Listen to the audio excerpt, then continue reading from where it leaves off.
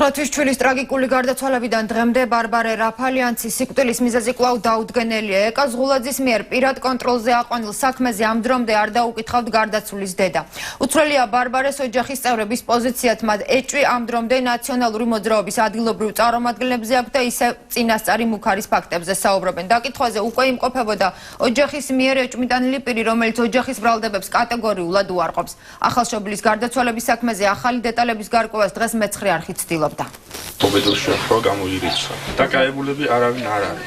9 თვის ბარბარე რაფალიანცი მშობლიურ სოფელ ქვემო ქედში გასულ კვირას დაკრძალეს. გარდაცვალებიდან რამდენიმე კვირის შემდეგ ექსპერტიზის პასუხი ოჯახისთვის ცნობილი ჯერ კიდევ არ არის. ამ დრომდე არ დაუკითხავთ გარდაცვლილის დედაც. გამოძიების პასუხს ყოველდღიურობდებიან გურჯაანის სოფელ კოლაქში მცხოვრები ბარბარეს დეიდა და ნათესავები. 9 თვის ბავშვი ქვევრში გარდაცვლილი სწორედ აქ იპოვეს. გურჯაანის პოლიცია საერთოდ რეაგირებას არ ახდენს. მას დახვენა ხალხი, რომ მაიყვათ ძაღლი, რომ ძაღლმა იპოვნო. შეიძლება მკვლელი აქავე დგაასო. ბავშვის ბები აიხსენებს, რომ მოულოდნელად გაუჩინარებულ პატარას თავიდან გარეთ ეძებდნენ და მხოლოდ 1 საათიანი ძებნის შემდეგ ქვევრში სრულიად შემთხვევით აღმოაჩინეს. მაგას ვინ მოიფიქრებდა, რომ იქ ვინმე ჩააგდებდა, რომელი ნორმალური ადამიანი მოიფიქრებდა. 1000 უბედურებას ვხედავდი ტელევიზიით, რეებს უშვებოდნენ ჩვენ წევრებს. დანა გაუყარეს, პლაკატს აკრავდა გურჯაანში, ოცნების წევრი შემოაყოდათ ბიჭი. ბავშვის დეიდა ქართული ოცნების წევრი დალი მექერიშვილი ყვება, რომ ნაციონალური მოძრაობის წევრი, მისი თანასოფლელი და შორეული ნათესავი ნაციონალების მხარდაჭერისთვის მას თანხას და თანამდებობას სთავაზობდა. ყველაფერზე უარი უთხარი რა. ხოლმე მე შემეშინდა, მითხრა რომ რაც მოგივაო ამის მერეო რა, შენ თავს დააბრალეო. ვინ გითხრა? მექერიშვილმა გიორგიმ. როცა დამიბარა პოლიცია, მივედი და მაქსიმალურად ყველზე დაუდგები, რომ გამოიძიონ სრულყოფილად. ოჯახის მიერ ნახსენები გიორგი მექერიშვილი ოცნების წევრის მიმართ მუხარას და ფულის შეთავაზებას კატეგორიულად უარყოფს.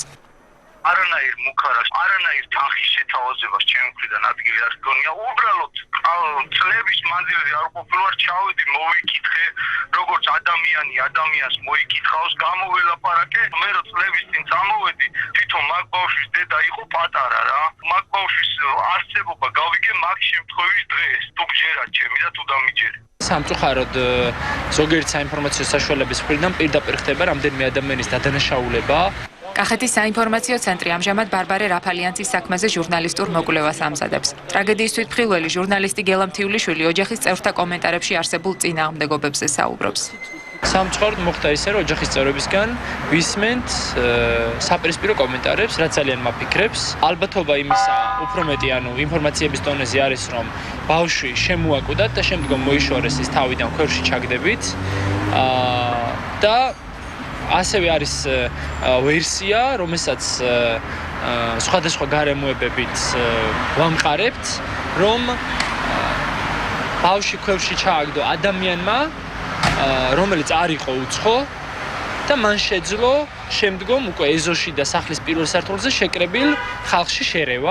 გამოძიების ინტერესებიდან გამომდინარე დამატებით კომენტარს არ აკეთებს შინაგან საქმეთა სამინისტრო. როგორც ცნობილია, საქმე პირად კონტროლზე მინისტრის მოვალეობის შემსრულებელმა ეკა ზღულაძემ აიყვანა.